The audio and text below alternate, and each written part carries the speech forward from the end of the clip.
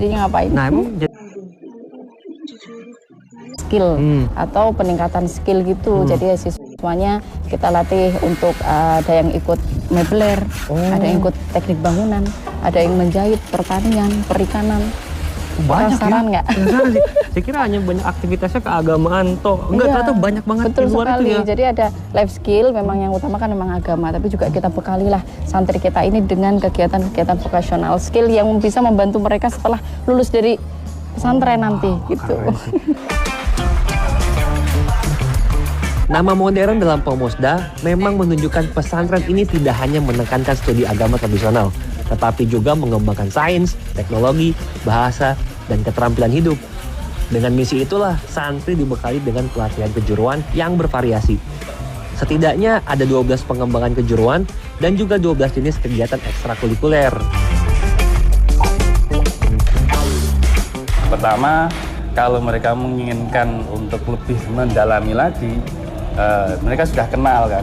Jadi saya akan meneruskan ke teknik sipil atau ke arsitek semacam. Atau ketika mereka langsung ke masyarakat, paling tidak di tengah masyarakat kan paling ada hal yang sifatnya kegiatan yang arahnya ke bangunan, paling tidak mereka tahu. Tak main-main, santri mendapat pendidikan dari pengajar yang benar-benar punya skill di bidangnya.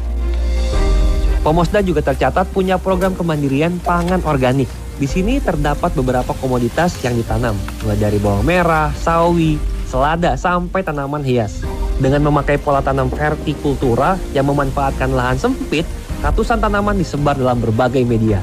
Dari paralon, karonggoni, tong, sampai kaleng bekas. Yang dihasilkan nanti dijual kah atau dikonsumsi atau seperti apa? Konsumsi sendiri. Jadi ini kita untuk mencukupi kebutuhan dapur yang ada di pondok ini. Ya dimakan anak-anak juga.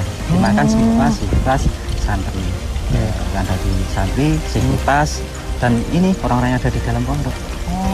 Tapi juga dijual juga? Betul. Contohnya selada, kayak selada itu. Kan banyak nih nanamnya. Nah, nanti Pomosda menjadi salah satu komunitas yang berhasil mewujudkan kemandirian pangan dan ekonomi di wilayahnya. Semua keberhasilan ini dimulai dengan proses pembangunan kesadaran dan cara berpikir produktif. Saat ini, setidaknya ada 2.500 santri yang berada dalam bimbingan pesantren Pomosda. Semua berjalan dalam kesatuan integratif antara sekolah dan pesantren. Nah, sekarang saya penasaran nih, gimana rasanya nginep jadi santri ya?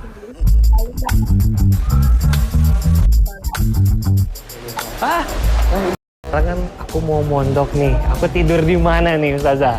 Jadi kalau mau mondok karena Mas Dev kan laki-laki, jadi di santriwan kan, jadi kita ke asrama putra. Nah ini dia nih yang di sini. Oke. Mas Dev persiapan, mandi, pakai baju koko, nanti mau sholat Maghrib berjamaah? Iya. Oke, aku izin masuk ya. Iya, oke. Kita mondok dulu guys. Yuk.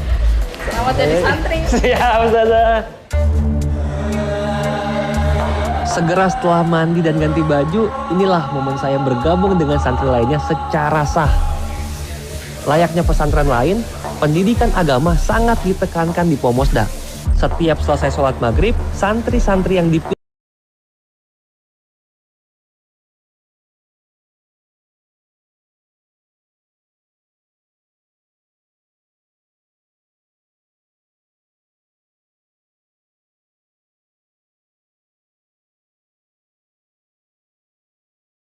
bagaimana Pak Kiai untuk ibaratnya memfasilitasi memberikan pelajaran bagi para santri untuk bisa bertahan atau survive di dunia yang modern saat ini Pak Kiai?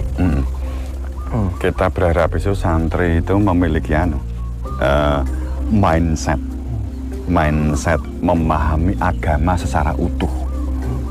Berharapnya tantangannya ya pada saat ingin membangun satu mindset bahwa beragama itu harusnya dijalani secara utuh. Di samping pemahaman agama yang selama ini mindsetnya agama itu ya fikih, toharoh, bersuci, tata cara sholat, puasa, dan seterusnya. Kemudian melupakan kemampuan pertanian, kemampuan peternakan, dan ini bahkan juga harus punya skill. Tantangan ini yang dulu kita sangat terasa berat. Yang butuh harus kita ingat bahwa perintah Tuhan melalui ayat-ayatnya memakmurkan bumi untuk memberikan kehidupan sosial kolektif yang harmonis.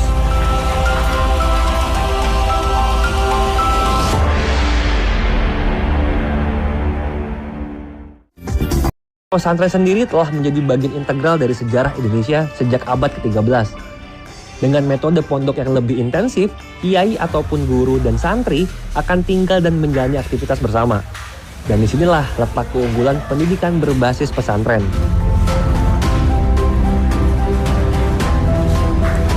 Di pondok, santri hidup dalam lingkungan yang religius, sekaligus ditempa dalam kedisiplinan dan tanggung jawab. Pesantren juga menjadi penting dalam perihal adab dan juga akhlak. Tujuan kemandirian yang diharapkan setelah lulus dari para santri ini apa Pak Kiai? Yang butuh harus kita ingat bahwa perintah Tuhan melalui ayat-ayatnya itu memakmurkan bumi, menanam biji untuk memberikan kehidupan sosial kolektif yang harmonis. Itu adalah, bagi saya memandang kalaman yang dima'amaroh, itu keniscayaan harus dimiliki oleh kita orang yang mengaku sebagai hamba Tuhan. Nah, dalam hal ini kan santri kan dibangun untuk memiliki hamba Tuhan, di samping akhlak, skill dan keterampilan harus menyertai mereka. Sebab kalau hanya bisa ngaji, hanya bisa menjual ayat, kabrun makan indah Allah, malah mereka dimurkai Tuhan.